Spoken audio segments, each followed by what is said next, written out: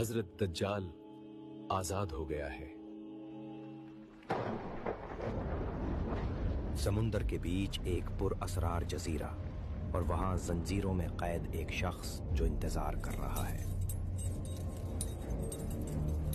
اور نبی صلی اللہ علیہ وسلم نے فرمایا اس کا فتنہ دنیا کا سب سے بڑا امتحان ہوگا۔ اور پھر زنجیر ٹوٹ گئی، فتنہ کا بادشاہ آزاد ہو گیا۔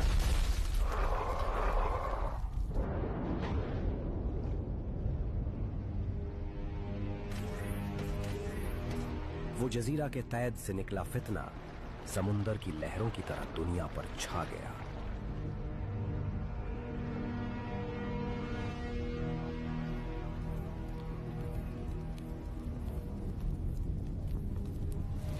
اور جب دجال نکلے گا دنیا افراتفری میں ڈوب جائے گی، جنگ، قتل اور فتنہ ہر جگہ پھیل جائے گا۔ میں تمہارا رب ہوں، میرے ہاتھ میں جنت بھی ہے اور دوزخ بھی، جو چاہے میں تمہیں ابھی دکھا سکتا ہوں۔ اور پھر اس نے اپنے آپ کو رب قرار دیا۔ وہ جنت اور دوزخ دکھاتا، بارش برساتا اور انسانیت کو گمراہ کرتا گیا۔ دیکھو، میں آسمان سے بارش برسا کر تمہیں رزق دیتا ہوں۔ کون ہے جو میرے جیسا قدرت رکھتا ہے؟ لوگوں نے حق بلا دیا اور اس جھوٹے کو اپنا رب تسلیم کر لیا۔ دیکھو، یہ ہے دوزخ کی بھیانک آگ، اور صرف میں ہوں جو تمہیں اس سے بچا سکتا ہوں، کیونکہ میں تمہارا رحم رب ہوں۔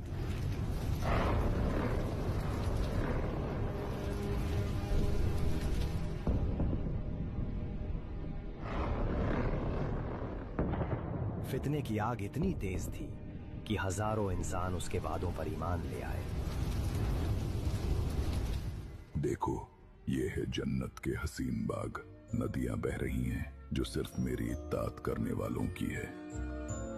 نبی صلی اللہ علیہ وسلم نے فرمایا اس کے ساتھ جنت اور دوزخ ہوں گے، مگر اس کی جنت حقیقت میں دوزخ ہوگی۔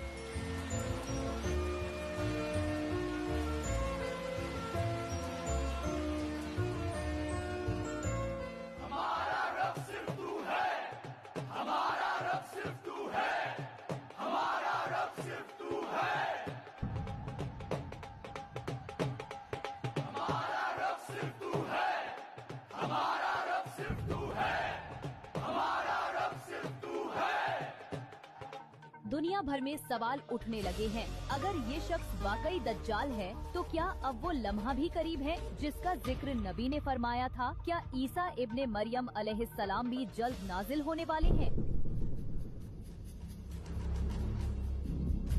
اور پھر جب اس نے سنا کہ عیسیٰ ابن مریم جلدی نازل ہونے والے ہیں، اس کے چہرے کا رنگ اڑ گیا اور دل میں ایک اجنبی خوف اتر گیا۔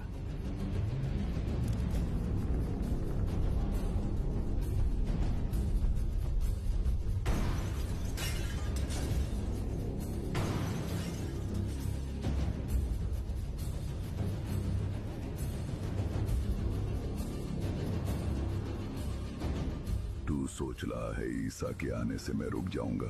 میں ہر ایمان کو توڑنے والا قدرت ہوں، اور تو صرف ایک انسان ہے۔ تیار ہو جاؤ، فتنہ دجال کا امتحان شروع ہو چکا ہے۔